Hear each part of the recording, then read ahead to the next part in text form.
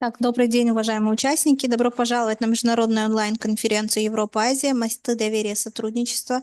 Сегодня мы собрались, чтобы обсудить актуальные вопросы устойчивого развития, экономического сотрудничества и международного молодежного обмена между нашими континентами. В течение следующих 1,5 часов мы услышим выступления ведущих экспертов, представителей государственных структур и бизнеса из Европы и Азии. Good afternoon, dear participants. We've gathered today on our online conference, Europe-Asia, the Bridges of Trust and Cooperation. We've gathered today to discuss the relevant issues of sustainable cooperation, economic cooperation, international youth exchange between our continents. During the next hour and a half, we'll listen to our leading experts, the representatives of governmental institutions and businesses of Europe and Asia. Дорогие друзья, мы рады приветствовать наших спикеров, обладающих богатым опытом и знаниями в своих областях. Мы уверены, что их выступления будут интересны и познавательны для всех участников.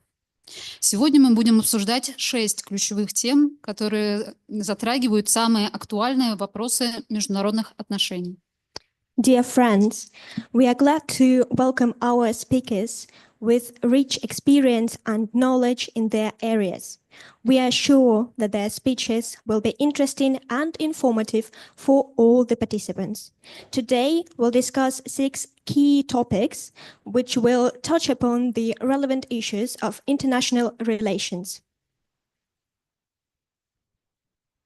Но сначала приветственное слово предоставляем Марии Прокофьевой, директору ОНО Центр международного взаимодействия и сотрудничества. The welcome remarks will be made by Maria Prokofyeva, the head of the autonomous non-profit organization, the Center for International Interaction and Cooperation. Hello, dear friends. Hello, dear colleagues. I'm deeply happy to welcome you today to our conference, Europe-Asia Bridge of Trust. And on behalf of the Center for International Interaction and Cooperation, I express you my deepest gratitude for being here today with us, for finding time to take part in this important discussion. Today the world is facing great fault lines, controversies, conflicts all over the regions. And it is extremely crucial for everyone to maintain dialogue, especially between such, at the same time, different but like-minded regions as Europe and Asia.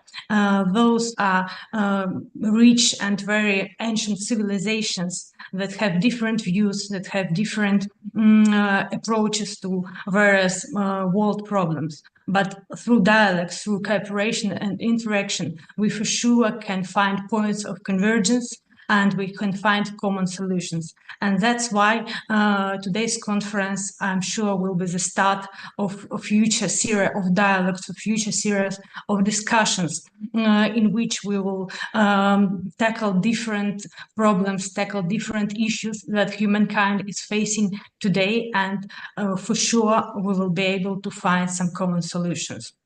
And in order to provide you today with some interaction, not only listening to the speakers, we have decided to launch an interactive desk. You can find it in the chat of our conference. I already left the message with it. Like, hello everyone, interactive desk. And there you can find a link and you can click this link, and while listening to speakers you can also leave some networking information for you to collaborate in the future, and also you can leave there your questions to the speakers as well, because I'm sure you will have a lot of them, and unfortunately due to limits of time we won't be able to answer you all at the time of conference, but for sure we will answer to them later. And also you can there leave some kind of feedback, any thoughts, any ideas you will have during our conference. So feel free, it's your space of creativity, it's your space of innovations, it's your space of communication, and there you can also find the link to our final poll. It's nothing like a test, more like another type of feedback from you, how you see the development of our platform, what do you think about the future cooperation between Europe and Asia. So please, after the conference, go to this link and pass the poll so we can give you the certificate of participation. With that, I think I will finish my short introduction and pass the floor to our brilliant moderators so they could introduce you our first speaker. Have a good time and have a fruitful time, and I'm sure that this conference will bring you lots of valuable experience and knowledge. Thank you so much. Спасибо, Мария. Итак, переходим к теме «Совместные стратегии безопасности. Европа и Азия в едином фронте». Эта тема крайне актуальна в свете современных вызовов. Thank you, Maria. And now we'll move on to the topic, the joint security strategies, Europe and Asia on the United Front. This topic is extremely relevant in our modern world. Слово предоставляется Алексею Малинину, соучредителю АНО «Центр международного взаимодействия и сотрудничества». Алексей, поделитесь вашими взглядами на эту важную тему, пожалуйста. We give the floor to Alexei Malinin, the co-founder of the autonomous non-profit organization Center for International Interaction and Cooperation. Alexei, please, could you share your opinions on this important topic?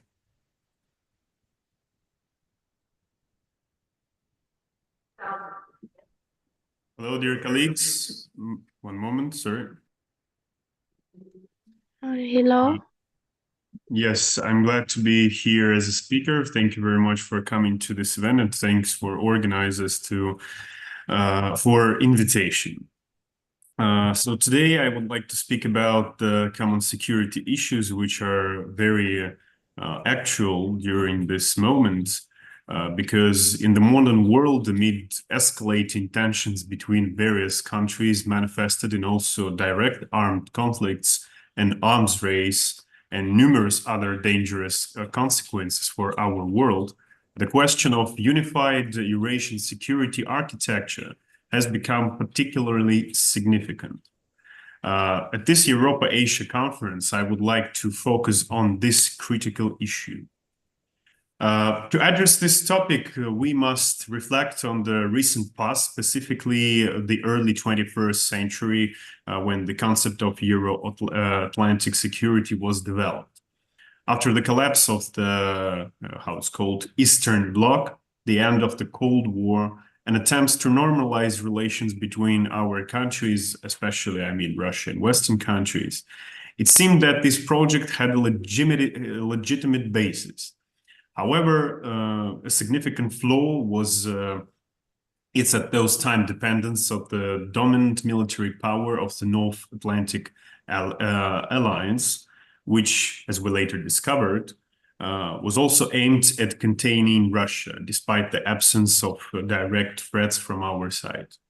It happened despite our country had already proposed the concept of the common Eurasian security it was called from Vladivostok to Lisbon, which unfortunately was rejected.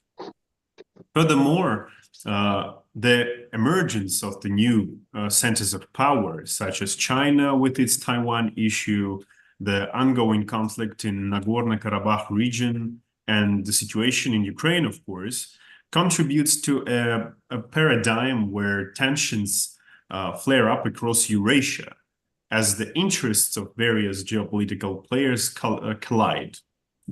A system dominated by a single player prioritizing its own security over security of others is destined to fail.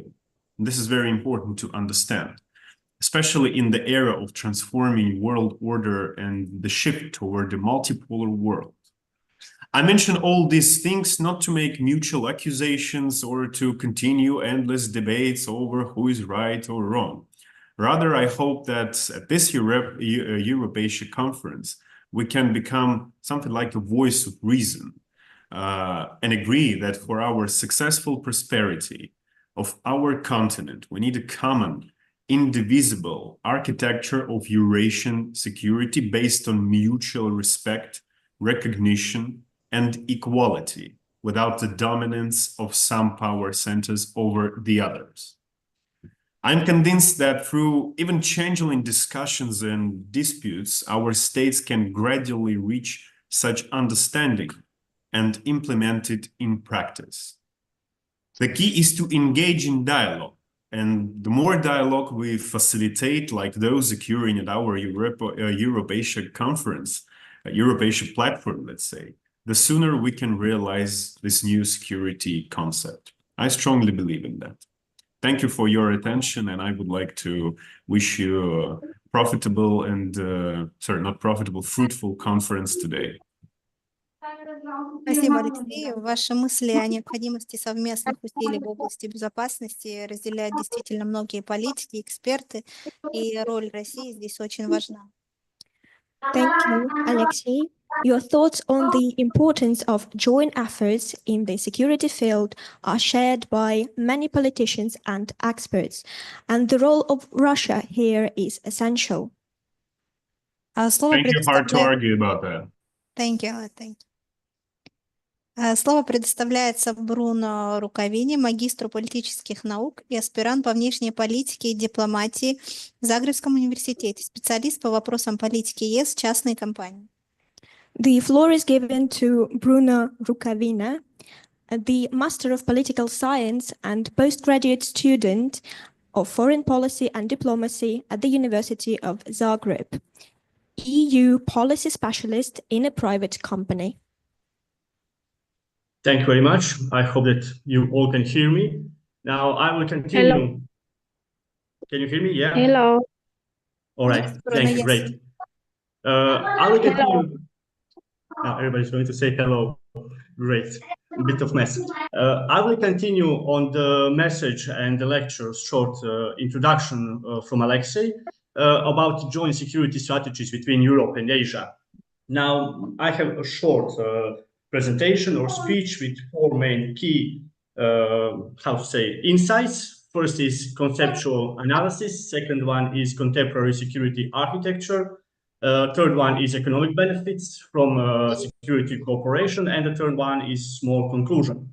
Now, when we talk about the world around us, it is really, really important that most of the people need to understand the meaning of the words which they use, because words have a meaning, and every meaning is essential to understanding the world around us. So what are the key meaning? What is the meaning of joint security strategy? Now, joint, it means united, shared, or all-encompassing. Security, it is freedom from danger. This is really important nowadays in Europe, and here it is important to emphasize the securitization. It is a process that was invented by Copenhagen School, and it has three main phases. First phase is non-politicized. That means that certain issue is not a political issue. Second one is politicized. That means that certain issue is political issue. And the third one is securitized. That means that certain issue is not only a political issue, but security one also. Now, what is a security architecture? It is different meaning by different authors. Depends who you ask. Buzan and Weyer, again, Copenhagen School, they will define it as a part of regional order that concerns security management of complex states whose national security interests cannot be realistically convinced separately. So they are manageable together, although they are on opposite sides. And what is current security architecture in Europe and Asia? Well, if you start from Europe, you will see a framework which has on one side EU and NATO, and on the other side CSTO. It is Collective Security Treaty Organization led by Russian Federation. The NATO alliance nowadays is essentially consists of three main tiers or three main circles. First one is USA with its close partners, Anglo-Saxon countries of Canada and UK. Second one is the old great powers of Europe like Germany and France. And third one is the balancers, led by Poland. This is the old eastern part of Europe. And they are actually balancing between Russia and the great powers of Europe, Germany and France. Now, there is also some quasi-neutral states like Switzerland. It is not in the EU or NATO. Austria, which is in the EU but not the NATO. Serbia, officially military neutral. Bosnia and Herzegovina on its path to be in the EU and NATO, and Moldova, which is neither. Now, in Asia, there are several security institutions which we can look at. First, it is some kind of mosaic or conglomerate of security organizations which are constantly changing and evolving. Some of them are the Association of Southeast Asian Nations, the East Asia Summit, ASEAN Defense Minister Meeting Plus, Shanghai Cooperation Organization, the South Asian Association for Regional Cooperation. However, after 2021, there is another organization that has focused on containing China, and that is AUKUS. Now, AUKUS is trilateral security partnership between Australia, United Kingdom, and United States. Intends to promote free and open Indo-Pacific. Geopolitically speaking, we can see that from Mackinder's perspective of geopolitics, Grimland, that is the outer region of the world, USA, UK, and Canada and Australia, is trying to divide Atlantic-Pacific regions of Heartland or Eurasia. And they are trying to implement old Roman traditional political instrument, divide et impera, divide and rule. This policy is really effective in Europe since it is successfully divided European continent from Lisbon to Urals due to the current Ukrainian crisis, where most of the European states have implemented sanctions against Russia.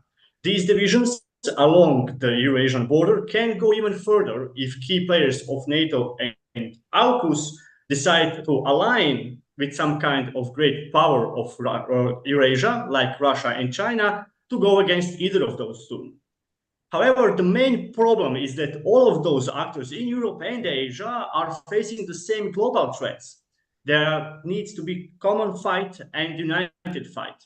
Some of those are organized crime, terrorism, climate change, cybersecurity, corruption and nepotism, space security and cooperation outside of our planet, astropolitics if you want, illegal migration, and unlimited powers of certain multinational, transnational companies. None of those threats can be faced alone by each country alone, but it needs to be a common joint security strategy of both Europe and Asia. Some economic benefits from those security cooperations: less money is going to be laundered by the criminal activities, citizens will be safer investing in all parts of Asia and Europe, increased level of trade, common security projects and investments in research and development programs, joint protection of critical infrastructure and investment in Europe and Asia. Sharing security will expand and increase building of trust. Building of trust will create functional cooperation, cumulative effect of security codependence, and it will go to other spheres of cooperation like science, education, private business, etc. To conclude, now, from European perspective, the contemporary main question of European security architecture is: should it be with Russia or against Russia? Current challenges in the European regions are connected with this Ukraine conflict. Future cooperation in the fields of security and economy depends on the end of Ukrainian crisis. Security field is problematic because now the NATO alliance is openly with Ukraine against Russia, and economic one is problematic because the European Union and most of the EU and NATO states are implementing economic sanctions against Russia. What is needed from the European region is cold-hearted, rational, pragmatic diplomacy and foreign policy whose goal would be an unconditional truce and start of diplomatic negotiations between Russia and Ukraine. This would end in long-term peace, the creation of new security architecture, and lifting all of the sanctions imposed on Russia to continue further mutually beneficial economic cooperation. After Russia and Ukraine, European states are the biggest victims of this conflict. Thus, Europe should push my idea, which I have been promoting since February 2022. It is better to have 100 years of diplomatic negotiations where diplomats lose their nerves than 1 minute of war where both sides, young men, lose their lives. However, Russia's role in the joint security strategy is a crucial one, since it is the context of Europe and Asia. Russia is the bridge or gateway state for both Europe and Asia. If there is going to be any threat coming from one part of Eurasia, from Europe to Asia, or Asia from Europe, it's going to be over to Russia. Thus, Russia should become the main initiator and fundamental pillar of joint security strategies between Europe and Asia. So perhaps this conference is actually the first step, and I'm very happy to be and have opportunity to meet you all and to cooperate on this international level. Thank you very much for your cooperation. Спасибо большое, Бруно. Спасибо, что поделились своими мыслями на эту тему. Эта тема очень объемная, очень сложная, и в условиях современных вызовов эта тема приобретает особое значение. Thank you, Bruno, for sharing your insights. This topic is extremely difficult, but in our modern world with challenges, it is extremely important as well. Переходим к теме, которая затрагивает интересы как Европы и Азии, так и России. Экономические коридоры, новые возможности для сотрудничества. We'll move on to the topic that covers interests of Europe, Asia, and Russia, economic corridors, new opportunities for cooperation. И слово предоставляем Даниэлю Хаяту, председателю команды будущего Пакистана. Даниэль, расскажите о важных экономических проектах в Пакистане и их влияние на взаимодействие с Россией и Европой. We give the floor to Daniel Hayat, the president of Future Team of Pakistan. Daniel, please describe the important economic projects and their influence on the cooperation between Russia and Europe. Hello everyone, my name is Daniel Hayat. I'm the president of the Future Team Pakistan, and I'm glad to be here. Thank you for inviting me to speak on this important topic. Could you please tell me if my screen is visible and my presentation can be seen on the screen? Yes, we see everything. Okay, so I'll try to make it as short and to the point as possible. So Asia-Europe connectivity. Today I would like to talk on the economic corridors, new opportunities for collaboration. These corridors act as pathways for trade, development, and collaboration between the countries. According to Asian Development Bank, the world will need around $26 trillion in infrastructure investment by 2030 to sustain the growth that we have. This highlights how important it is to build economic corridors that connect the regions like Asia and Europe. Together, they have the potential to unlock tremendous opportunities for cooperation and prosperity. So why is connectivity between Asia and Europe so important, right? First, Asia is home to 60% of the world's population and produces 40% of the global economy. Europe is Asia's largest trading partner, with annual trade between the two regions amounting to $1.5 trillion. Projects like the BRI, Belt and Road Initiative, which connects over 140 countries, show how these crucial connections are and why they are so important. By strengthening these connections, we can create more efficient routes for trade, better cultural exchanges, and more diplomatic cooperation. But none of this can happen without active collaboration, and that's where Russia comes in as a key player. So Russia plays a critical role, a very crucial role in connecting Asia with Europe. As the largest country in the world, it spans across 12 continents, which is, I think, 12 time zones, making it the natural bridge between these two regions of Asia and Europe. One great example of this is the Trans-Siberian Railway, which stretches over 9,000 kilometers, connecting Europe and Asia directly. I had the pleasure to be on this train, luckily. Russia also supplies vital energy resources like oil and gas to both the regions.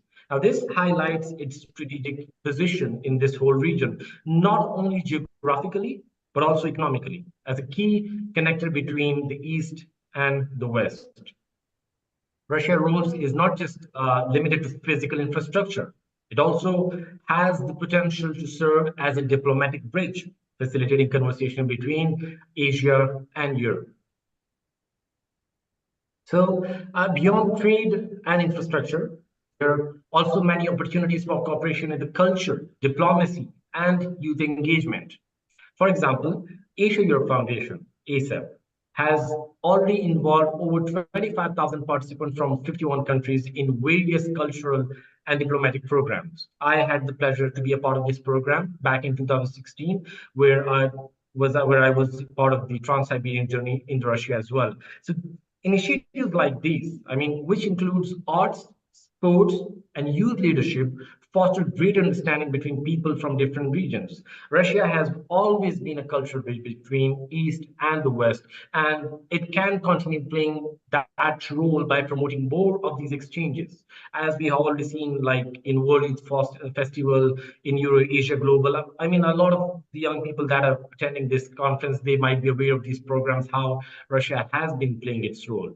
Such programs help build a foundation for long-lasting partnerships between Asia and Europe, not just on economic level, as I previously mentioned, but also on a human level. Okay, so to fully unlock the potential of these economic corridors, we need more than just physical connections. We need ongoing dialogue. Asia and Europe account for 65% of the global trade. The Asia-Europe meeting, which includes 53 partners, and represents 65% of the global economy, is an excellent platform for this dialogue. However, Russia can play an even bigger role in this conversation, given its position as a mediator. It can help ensure both regions come together and address challenges, resolve conflicts, and build stronger partnerships for the future. So as we look toward the future, it's clear that Asia and Europe trade corridor will be essential to the global economic growth. By 2050, this corridor is expected to make over 50% of the global economy. By achieving this potential will require us to embrace both connectivity and dialogue. To ensure we continue moving in the right direction, we should establish an international platform, one that allows for ongoing dialogue and collaboration. And this platform can be used to implement global projects that foster partnerships between Asia and Europe, promoting shared prosperity. Russia, as a bridge between these two great regions, can be a key player in facilitating this process. By working together on this platform, we can ensure that economic corridors not only grow, but that will benefit both regions. Let's commit to the vision of collaboration and a multipolar world where shared connectivity, dialogue, and joint projects can lead the way to a brighter future for Asia, Europe, and the whole region and the whole world altogether. So thank you. And now I would like to proceed to the next speaker. Спасибо, Даниэл. Ваши слова о важности развития инфраструктуры для усиления экономического сотрудничества вызывает интерес к дальнейшему диалогу и подробному изучению этой темы. Мы обязательно в будущем выделим отдельную секцию для этой темы. Спасибо большое. Также напоминаю всем участникам, что у нас есть интерактивная доска, где вы можете оставить свои контакты, свои отзывы. В чате есть ссылка, пожалуйста, переходите. Thank you very much, Daniel. Your words on the importance of development infrastructure to strengthen economic cooperation brings interest to our further dialogue and detailed exploration of the topic.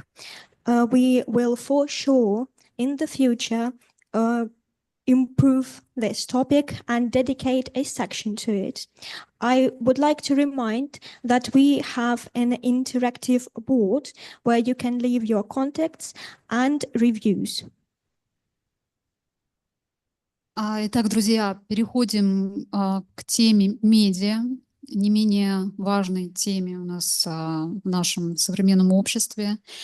Медиа как инструмент глобального диалога, роль информации в взаимодействии между континентами. Dear friends, let's move on to another relevant topic in our modern society. Media as a tool for global dialogue, the role of information in intercontinental interaction. Слово предоставляем Кристиану Вагнеру, аспиранту Пекинского университета в Китае. Кристиан расскажет о роли медиа и презентует в конце свою новую книгу «Марксизм новой эры». Более подробно о книге мы опишем у себя в телеграм-канале. Вагнер, как вы считаете, как медиа может способствовать взаимопониманию между народами? And now we give the floor to Christian Wagner, PhD scholar of Beijing University in China, School of New Media. Christian will talk on the role of media, and at the end, he'll present his new book about Marxism in a new era. You'll find more detailed information about the book in our Telegram channel.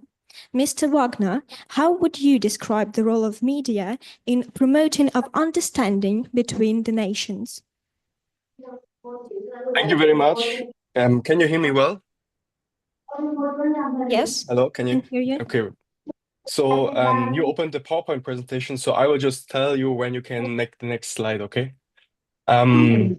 Yeah, thank you very much for inviting me for this conference. And can you please make the next slide? So yeah, thank you very much. So I'm talking about 3 topics basically today, and I'm introducing from first of all, in the part 1, the concept of expertise in the new era. And I'm talking about field studies in China and also the connection between experts, media, and practical use in daily practice. So first of all, the concept of expertise in the new era. Please, next slide. When we talk about mutual understanding, when we talk about media, we need to ask ourselves these days when we see all this information warfare, especially about crises all in the world, are the people talking really experts to understand deeply what is happening in the regions? For example, some analysts who study, let's say, when we talk about, let's say, an African country or China, let's say China. I'm living here 2 years and I can say I still need to learn much more about China than just I learned in the last 2 years. But how about some media journalist who analyzes things happening in China, but he was never in China? Maybe he studied Chinese biology or something like this, and describes himself as expert. So this term is quite broad, and everyone can be easily decline or say they're an expert themselves. But when we go deeply these days, when we can even use ChatGPT and everything like this, it's more and more difficult and really unprecise to call themselves as experts. Please, next slide. So when we go into the academics, there are many different definitions about what is an expert. For example, this Swedish scholar says, Andreas Eriksson says, expertise is developed through years of focused, structured practice and adaptation. Experts continuously refine their abilities based on real-world challenges. So it's more about the practice and adaptation and real-world challenges, not just theoretical discussions and some fantasy, basically. Thomas Kuhn, American scholar, said expertise is shaped by paradigm, the shared framework within which experts operate. True experts not only master existing knowledge, but also innovate within these frameworks. So it's also about innovation. Please, next slide. So in this new multipolar world order, where we have like some dominating opinions, especially from Western scholars, from Western media, from Western politicians, who try to, let's say, tell the world based on their feelings and narratives how it should develop, we cannot accept this longer, because in the multipolar world order, we need to understand each other mutually. and deeply. So let's give me some example. Example one, let's say when we talk about AI, there's some public information, let's say, about ChatGPT itself, and other language models, but there are also AI researchers who study and research on AI for the last 10, 20, 30 years. So when we talk about the challenges of AI, we need to include more the experts and not just have in public discussions some, let's say, semi-experts or just politicians. We need to include such people. Example two, Western scholars writing about Africa versus African scholars writing about own country. We know this typical discussions in every country when we talk about African development or what Africa needs, when we talk about values, etc. But when African scholars themselves, and I know many African scholars here in Beijing, when they talk about African development, mostly they care more about the infrastructure development, about food, about basic needs of people, and not about values or something like this. So we need to include the people who are living in their countries, living in the areas. And it's the same about when we talk about street construction, local construction in towns, cities. Experts, people, even the craftsmen themselves who are included in such construction, they mostly know more than, let's say, just politicians or people, semi-experts who talk about this. So we need new methods of communication and academic development that are rooted in the living experiences. Please, next slide. So the next part of my presentation is about field studies, a socialist concept of understanding people's needs in China. Because, yeah, let me introduce it to you about this topic. Next slide, please. Next slide.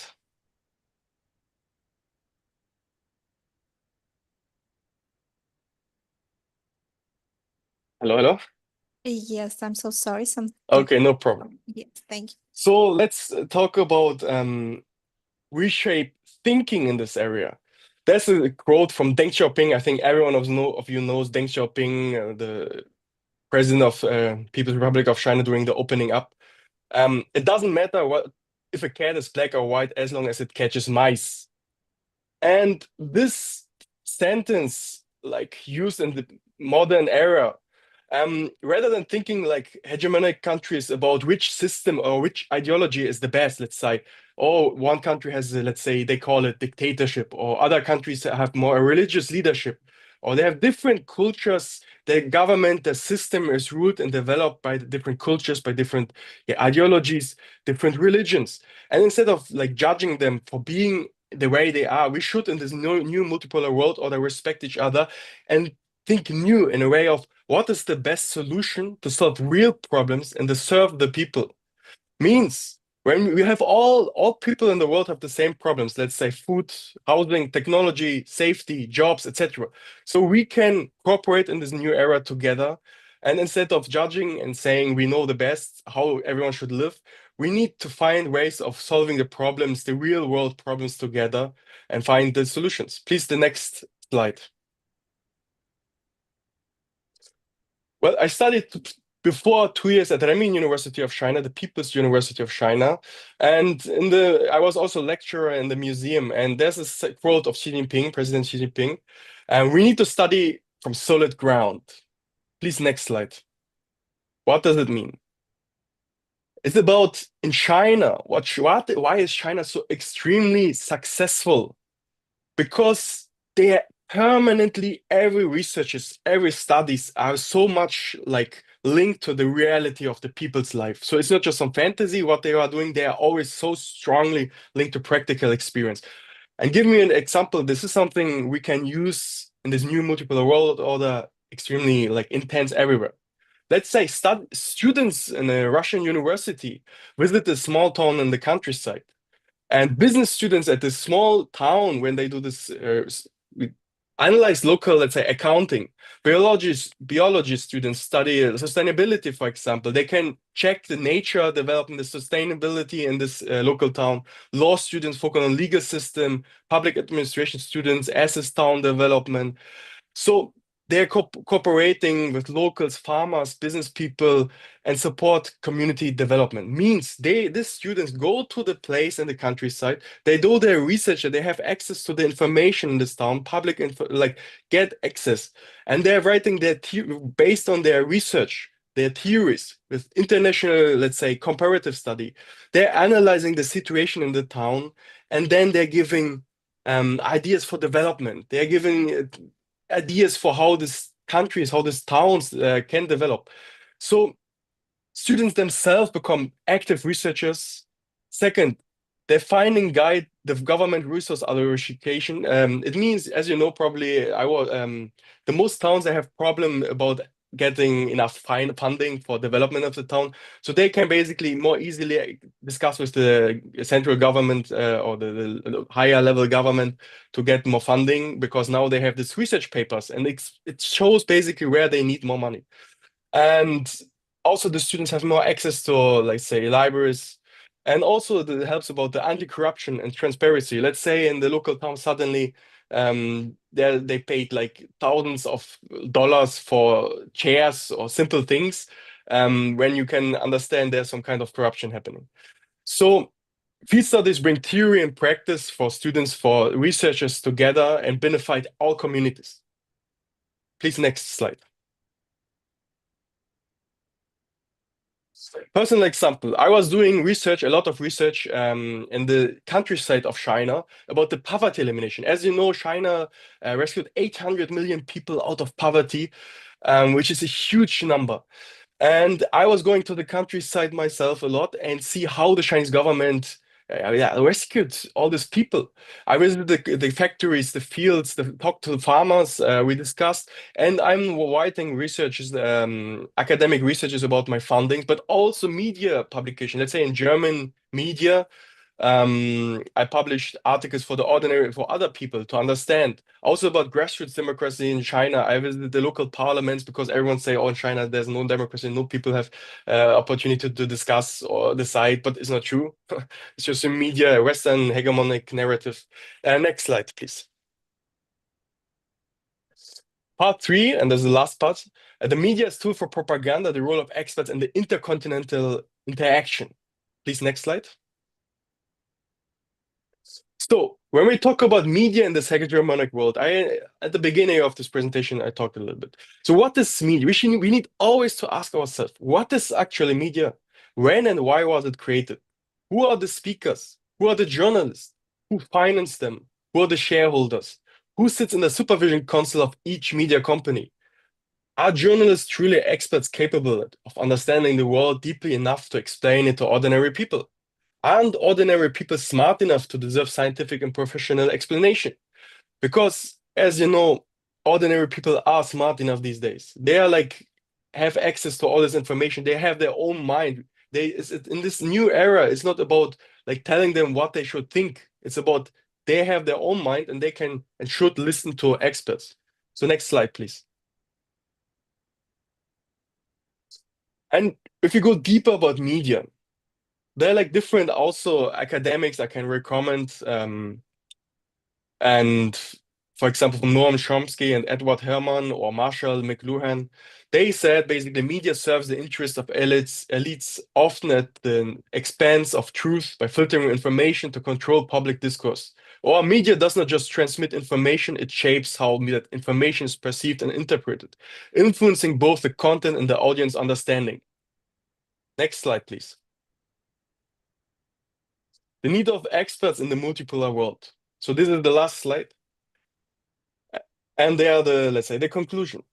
First, as the world becomes more complex, including the impact of AI, there's a growing need for genius experts, not journalists, to lead public discourse. Second, knowledge is increasingly created through practical, interdisciplinary, and international collaboration rather than isolated academic environments. So instead of protectionism, as some Western countries are doing more and more, we need more cooperation in the academic, in the media, between the people, to exchange ideas, to develop our countries, to develop the resources, to develop the infrastructure, to develop all these kind of things, and also do technology exchanges. Let me give you an example. African scholars, politicians, and business people should lead discussions on African affairs rather than Western hegemonic journalists who lack the experience and deep understanding required for such topics. Like, who are we to judge and explain situations on the other side of the world where we have never lived, never studied, or never conduct research? It also means it's not like we just should let, let's say, people in other countries just listen to them and don't have our own point of view. It means also that researchers, students who are doing exchange semesters, who are doing their master degree in another country, who, let's say, I'm now in China, we have the opportunity to study and research from the ordinary people in these different countries and become an expert between the countries, building the bridges between the nations. Next slide, please. Oh, like this list. So in the end, what I want to tell you, we need to combine more in this multipolar world. First of all, the theoretical and practical research to build more a better society and serve the people, basically. And second, we need to include more the experts in this complex world where we cannot just basically have the sufficient knowledge, because this is one of the big key problems when, let's say, we have so many wars in this world and people are discussing about these wars from a perspective, from a really, like, how can I say, not expert perspective, and judge the people for their actions without knowing what is the reason behind their actions. So we need to include more experts. We need to do more practical use for the ordinary people and not just discuss over the people. We need to include the people to do more research. And last slide, next slide, please.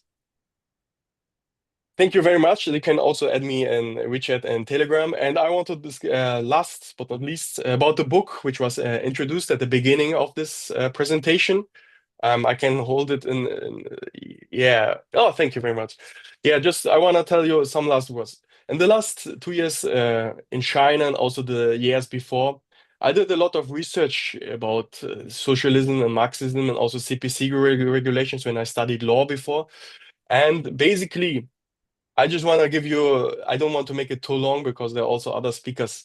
We are living in a new world where, for example, Marxism and also the development of the world is not anymore, we should not longer just be involved or manipulated in the end by ideologies. We should focus on the basic needs by the material needs of the people. It's called basically material dialectic.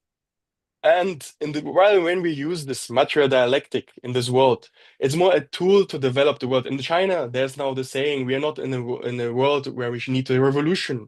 We need the construction.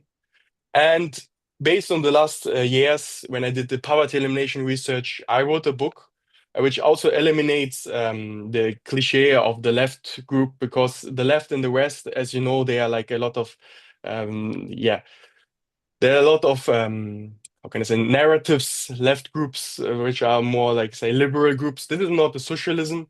This is, in a way, liberalism. But as I said, I don't want to make it too long. This book will be included for free for all of you after this presentation. And I hope you can read it, and you can also contact me after this. Thank you very much. Спасибо, Кристиан.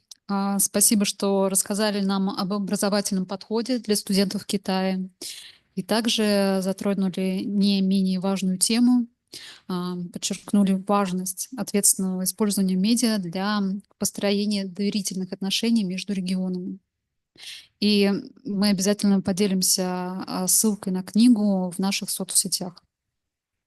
Thank you, Christian, for telling us about the approach in education for the students in China. And you highlighted how important the relevant use of media is for building trust between the nations. And we will share the link for the book in our socials. А теперь слово предоставляем Мехди Тихрани, заместителю международного отдела исламской партии Маталафе. Мехди, как вы думаете, видите ли роль медиа в укреплении диалога между Европой и Азией? And now the floor is given to Mehdi Tifrani, deputy of the International Department of the Islamic Mutafale Party. Mehdi, in your opinion, what is the role of media in strengthening dialogue between Europe and Asia?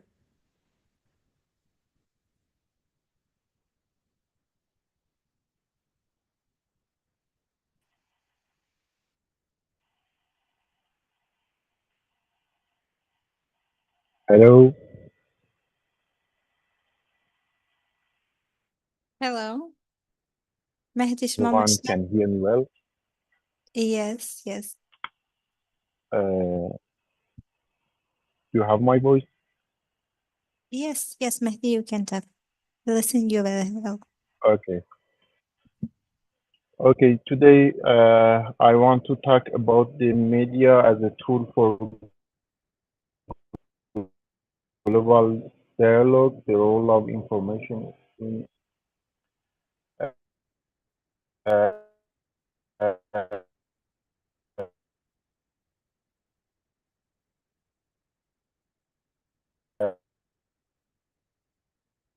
uh, Mehdi, your connection is not well. Hello?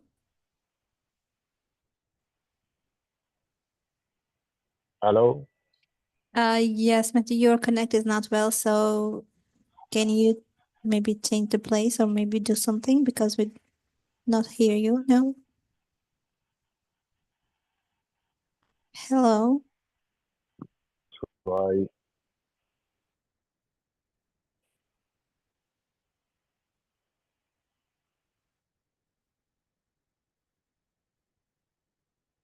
Hello?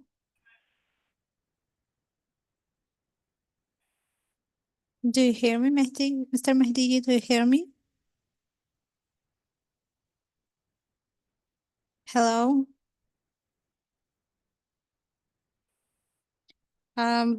Давайте тогда пропустим господина Мехди, пока он налаживает связь. Мы перейдем к следующему эксперту.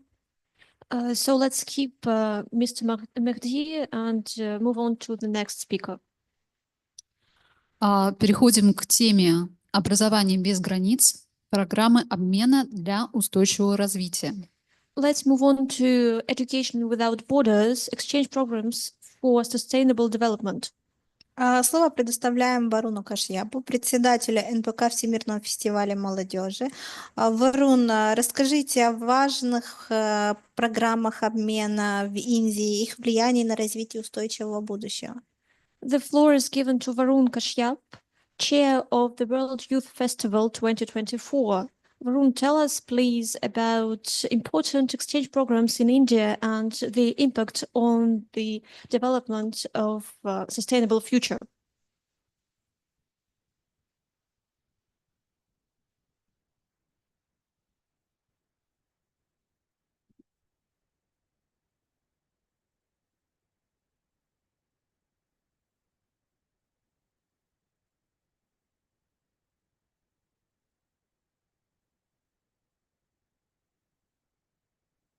Mr. Varun, are you here?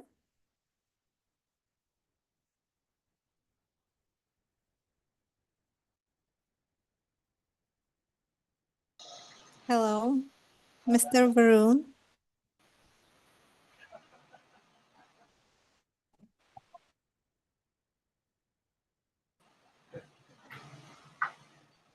Mr. Mahdi, are you listening me now?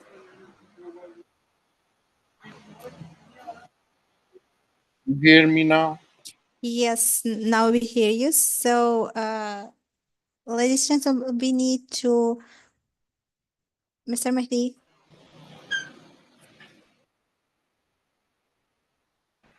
Okay. Mr. Mahdi, you I'm can ready. continue. If you're ready, you can continue. Yes. Hello, I'm audible. Hello, Mr. Varun.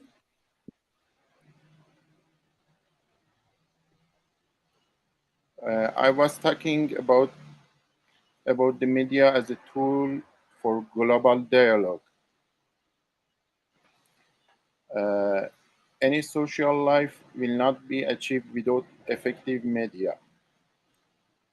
Any progress needs to free a stream of information, and in a situation in which there is no clarity and activity, achievement will not continue. What's happening in today's world is a new phenomenon of communication, which in turn has affected the old methods of media performances. Media are changing their own control, and a kind of revolution which is created, subscribed by the user.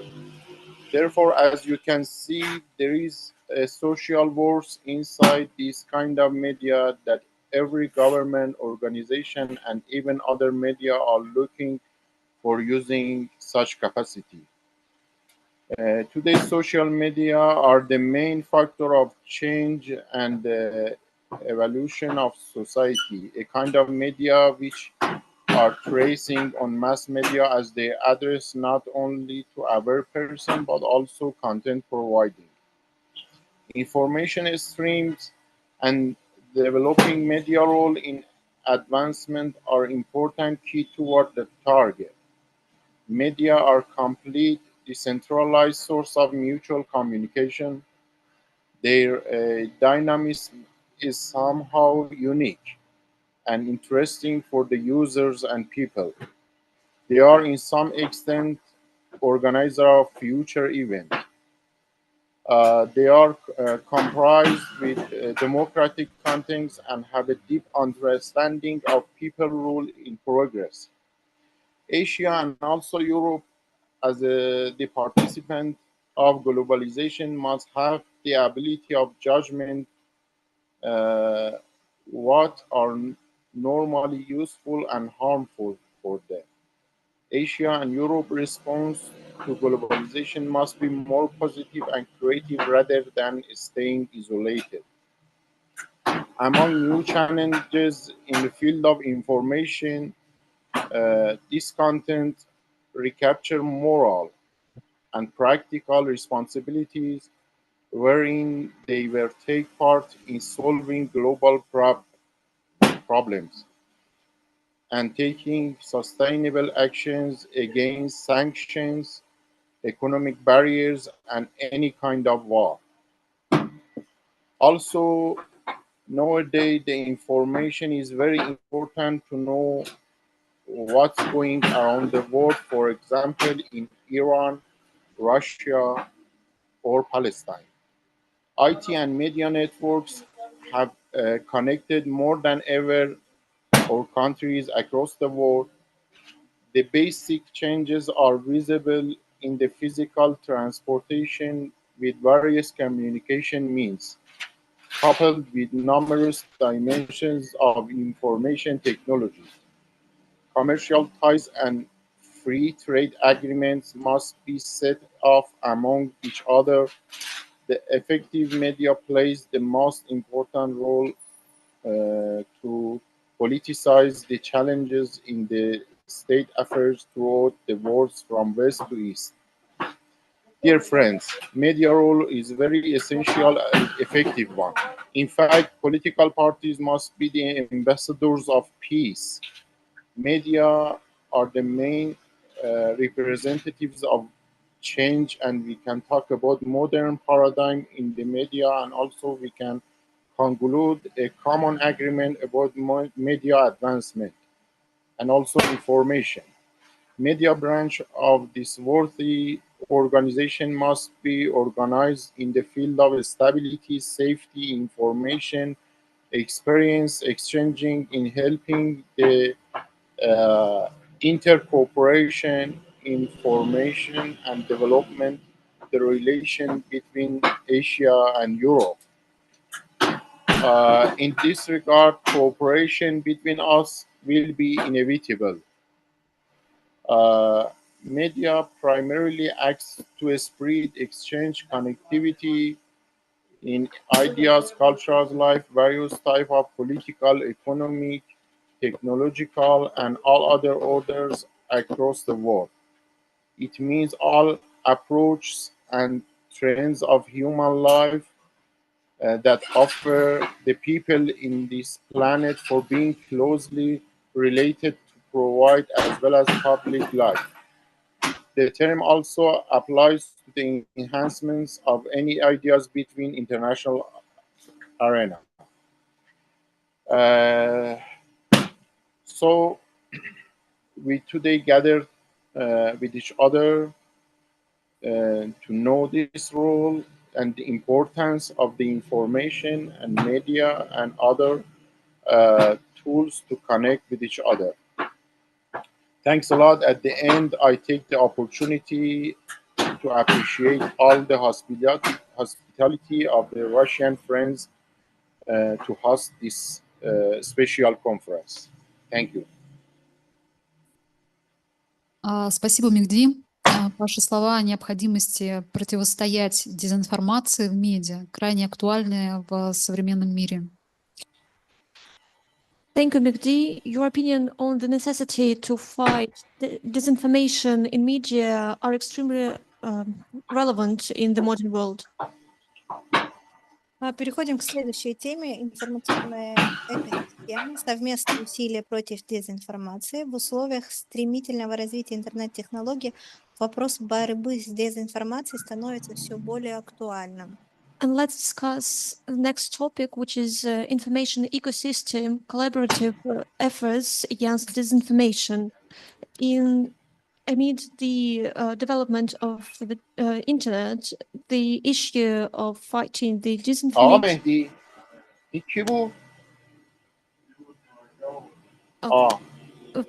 disinformation are becoming more and more relevant.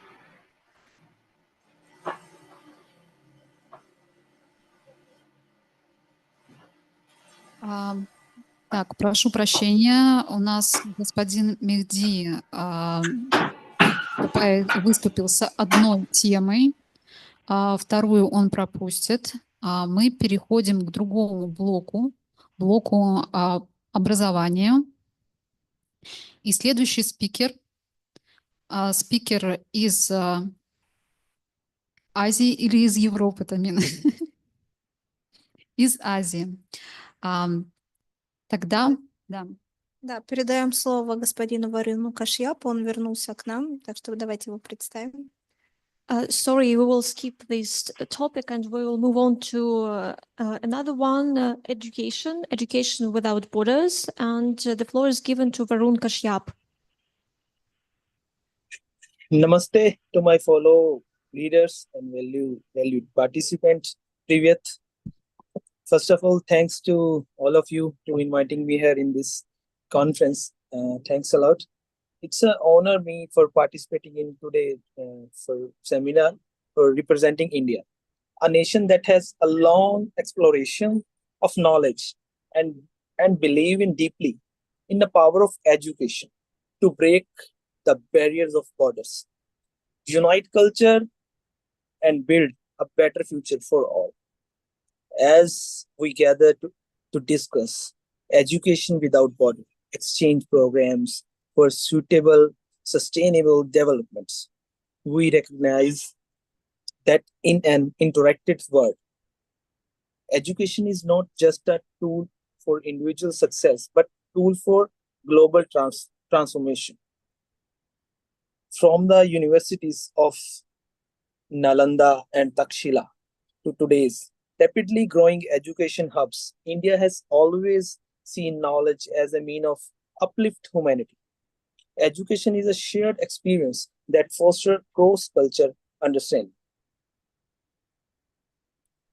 Solving and pressing the challenge of our time, especially sustainable development, Indian universities are opening their doors wide to students for all over the world, and initiatives like Study in India are ensuring that our rich intellectual heritage is shared with those who seek to make a difference in their communities through education. But it's not just about a learning in a classroom. Our focus is equally on creating collaborative, research-driven solution for sustainable development. As we build these bridges of knowledge, it is also crucial to ensure that no one is left behind. Exchange programs must be inclusive, reaching out to students from our represented regions and marginalized backgrounds. By doing so, we democratized access of global knowledge and ensure that diverse perspectives contribute to the solution we seek for a sustainable future. As we look ahead, it is clear that education without border is not just a noble idea, but a necessity. This challenge we face are global, and so must be our solution. Exchange programs provide a platform where students, researchers, and policymakers can unite to share the ideas, innovations, and create a sustainable future for all. Let us reaffirm our commitments to expanding educational opportunities, cross-culture understanding, and working together as a global citizen.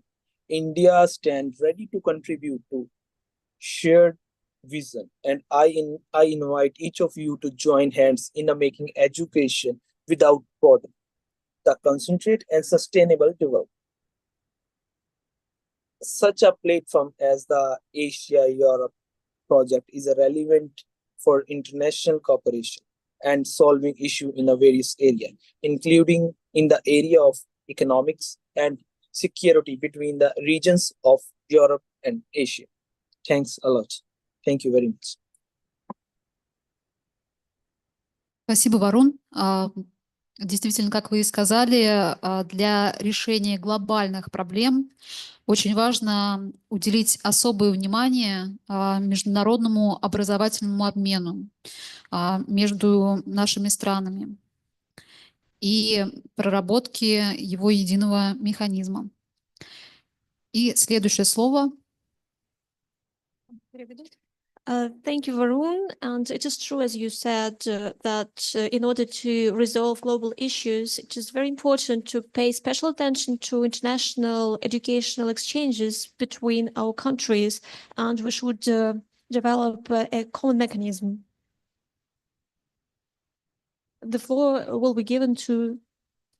Значит, слово предоставляем Джеку Мудигану, тренеру. Джек, какие программы обмена могут способствовать укреплению взаимопонимания между Европой и Азией в сфере образования? The floor is given to Jack, trainer. Jack, what programs, in your opinion, will promote the mutual understanding between Europe and Asia in the field of education? Spasiba. I hope everybody can hear me. Thanks to my counterpart for his very interesting presentation. Just to introduce myself briefly, Jack Trainer is my name. I'm a PhD student in Ireland, studying modern European history. So in that vein, I thought I'd begin this presentation by quoting from Tolstoy, from an essay he wrote on popular education in 1862. He wrote that we are convinced that education is history and therefore has no final end. Rather, education in its widest sense is that activity of man which has for its base the need of equality and the invariable law of educational progress. I've also seen this sentiment paraphrased elsewhere as education as history has no final aim, its only method is experience, and its only purpose is the attainment of freedom. And we all know that education is the key to rising people out of ignorance, poverty, prejudice.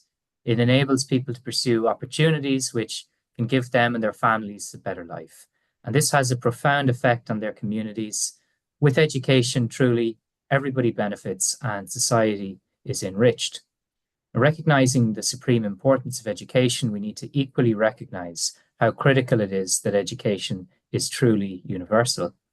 In the modern world, with increasingly cheap, effective, and fast air travel between countries, there's really no excuse for an insular approach to education. Science and innovation progresses when it's challenged, when it's scrutinized, when it's forced to compete with other scholars on a global scale. I see my slides have appeared, so if we could move to the second slide now, that would be appreciated.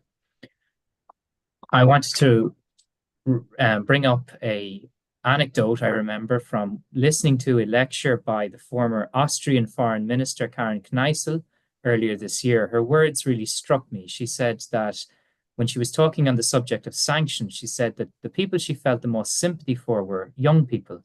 Particularly, she talked about athletes whose athletic careers will partly be derailed by the impact of sanctions, but also for young academics and scientists whose important research is being overlooked due to completely unrelated political events.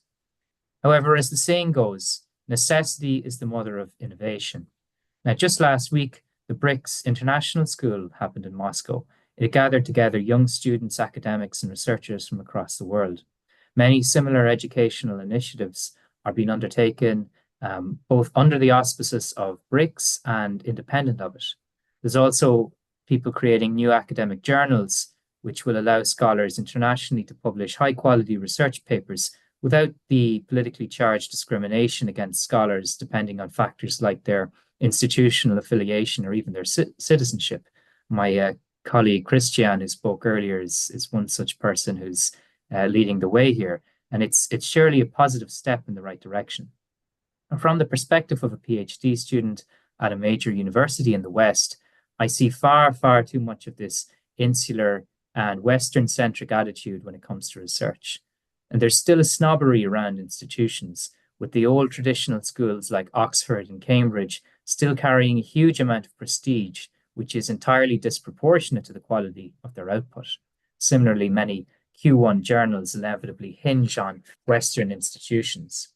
And this isn't a new attitude, it's actually a very old attitude, but it's one that needs to be seriously challenged. Could we move to the next slide, please? To illustrate this issue, I'll give the example of an obituary which was written for this man, Professor Norman Stone. The obituary was written in the English Guardian newspaper by Professor Richard Evans. And Professor Stone was, by all accounts, a first-rate scholar and academic. He held many prestigious posts, including at the University of Oxford, and previously to that, he was with Cambridge. However, he stepped down from this post in Oxford in the late 1990s and took up a new professorship at a Turkish university in Ankara, where he worked for over 15 years. Professor Evans' obituary of Norman Stone was cutting, and it was laced with a lot of unsavory personal allegations and slights, which spoke to the tone of it, although not strictly relevant to what we're talking about here. But it did make the claim that in his post-Oxford career, Professor Stone was little more than an academic mercenary employed by so-called authoritarian governments, specifically Turkey and later the Hungarian government. And the implication was that he would just unquestionably parrot their line. He was a man who couldn't think for himself. Now, this was unfair, and in a statement which responded to the biased disparagement of the late Norman Stone, the Centre for Eurasian Studies wrote, Evans, of course, fails to recognize or even to realize that Stone took up a generally critical stance toward the Turkish government since 2013. And the sad part of it is that it does not seem to have occurred to Evans that Norman Stone could have known something about the country, the history of a country where he lived for over 20 years and whose language he could speak. Western universities and institutions are very quick to talk about how open-minded and how global they are, but there are just too many contradictions. And there's still a smothering orthodoxy of thought among many Western scholars like Professor Stone, who go to universities and institutions in places like Turkey and even Budapest, are being dismissed as little more than propagandists. This is fundamentally unfair, points to the Western-centric bias. Now, my view is that science and innovation has to be brave and it has to be open, and we should not be afraid to be called heterodox, because this is how human knowledge advances, through revision, through debate, sometimes quite heated debate, but it's necessary to push science and innovation forward. We move on to the last slide, slide number 4. I will conclude here by underlining my strong endorsement of transnational cooperation for education. Exchange programs are certainly enriching for both participants and those who encounter students from other countries. As well as the purpose of this forum, I should say, is, of course, it's Europe-Asia dialogue. So I have to admit that the West is failing in this regard to live up to its principles.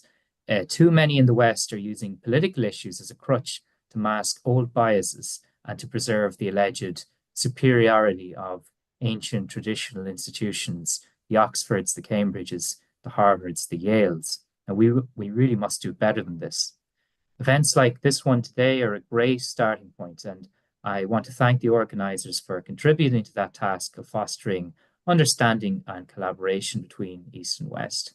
It's It's very important work, and it's helping to advance that human freedom and flourishment which Tolstoy spoke about, which I quoted at the beginning of my presentation. Thank you. Спасибо, Джек. Ваша идея создания программ обмена для молодых специалистов действительно очень важны. Спасибо за такую хорошую объемную презентацию. Thank you, Jack. Your ideas on creating exchange programs for young specialists are very important. Thank you for this great presentation. Также я хотела бы дать слово господину Чандапалу из Непала. Вот он нам в чате пишет, что он хотел бы выступить и поделиться своим мнением. Мистер Чандапал, если вы здесь, мы готовы вам предоставить слово. I would like to give floor to Mr. Chandapala from Nepal. Would you like to give a speech here? Hello? Hello. Yes, we listen you. Hello, I am Chanda Pal from South Asia continent, from Nepal. Hello, are you listening me? Yes, you can continue. So, I Mr. am Chanda, you have 5 minutes. We listen you, yes. 5 minutes. Okay, thank you for your golden opportunity. And I'm going to say about Europe-Asia Bridge of Trust and Cooperation. It is simply meaning is to establish the sustainable responsibility between Europe and Asia, relating different factors like trade, sustainability, and economic condition. Europe-Asia Bridge of Trust and Cooperation refers to efforts of strongness, diplomatic, economic, and cultural ties between Europe and Asia. This invites emphasis multilateralism, sustainability, and collaboration across various sectors, including trade, technology, climate action, and people-to-people exchange. Several framework facilities these relationships. The Asia-Europe meeting, for instance, is a significant platform that promotes dialogue and cooperation between the two regions, aiming to exchange mutual trust and economic collaboration. Focus on issues like global trade, sustainable development, and economic activity brings together both governmental leaders and civil society. Additionally, invites like the UAS Global Gateway seek to blockbuster sustainable and secure digital energy and transport links across Euro and Asia. Other cooperation mechanism includes foreign direct investment, and it's also developed globally, and its global development is to improve the living standards and well-being to people worldwide, aiming for equitable economic growth, social inclusion, and environmental sustainability. Key goals includes eradicating poverty, enhancing education and health, promoting gender equality, ensuring access to clean water and sanitation, and practice sustainable economic practice. Ultimately, global development seeks to create a major, just, and prosperous world for all. Thank you. Thank you a lot, Mrs. Чандапал. Так, хотелось бы поблагодарить всех спикеров за увлекательные и полезные выступления. Благодаря вашим идеям и знаниям мы получили более глубокое понимание актуальных проблем и перспектив развития сотрудничества между Россией, Европой и Азией. I would like to thank all the speakers for the informative and useful presentations. Your ideas and your knowledge helped us to better understand the current issues and current perspectives of development of cooperation between Russia, Europe, and Asia. Также хотелось бы поблагодарить участников, которые выделили время и посетили нас, и тех, кто подключился онлайн. Также хочу напомнить то, что в чате у нас есть ссылка, по которой вы можете пройти, поделиться своими вопросами, комментариями Так что спасибо вам большое за совместную работу. I would like to thank all the participants who are here with us and who are here via Zoom. And as you noticed, there is a link in our chat. You can use it to give your feedback to us and to complete this survey. Надеемся, что эта конференция послужит толчком для дальнейших разговоров и сотрудничества между нашими континентами. До новых встреч, дорогие друзья. I hope that this conference will promote and cooperation between the continents. Good luck. Друзья, у нас осталось еще немного времени. Если у кого-то есть вопросы, кто, может быть, хочет поделиться сейчас обратной связью, мы с удовольствием вас выслушаем. Кто, может быть, хочет задать вопросы нашим экспертам? Dear friends, we have time left, so if you have any feedback or any questions, you're welcome to speak up and to ask any question to any expert.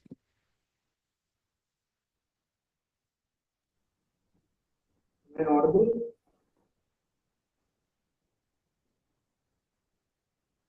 Hello, am I audible? Да-да, мы слышим вас. Yes, we can hear you. So this is Madhusudan Radhatrika from India, and this is my first online conference when it comes to Russian. My prior participation was at World Festival 2024, and this was an amazing experience. Hello, Mr. Mathur, your connect is not well. We not hear you well, so please, can you repeat your question? Yeah, sure. Am I audible now? Still not. No. I guess there is some kind of network issue. Maybe I'll post my feedback on the chat box. Is that okay? I think it's some problem with connect. You can send your question in chat. Yes, yes. I'll Thank you. So we're waiting for your question.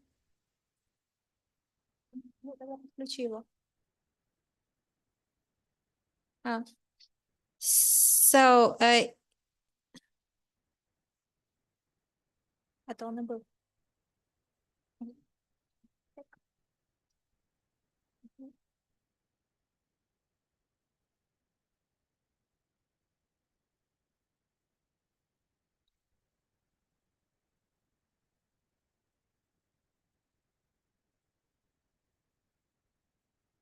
If anyone has another questions, please ask.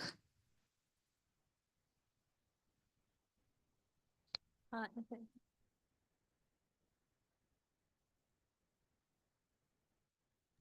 So Hello.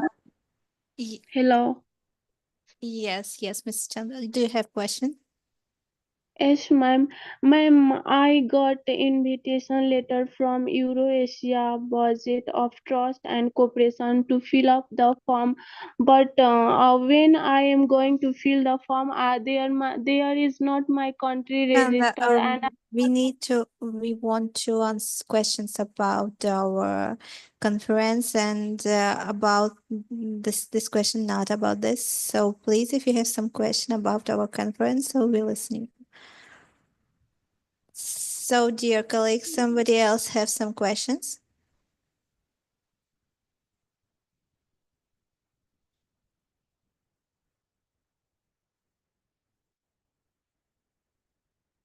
Так, спасибо большое, дорогие коллеги, друзья, участники. Тогда мы обязательно вас проинформируем по поводу следующей конференции. Спасибо всем огромное за участие и до встречи. Thank you very much, dear friends, colleagues, and participants. We will inform you on the next conference. Goodbye.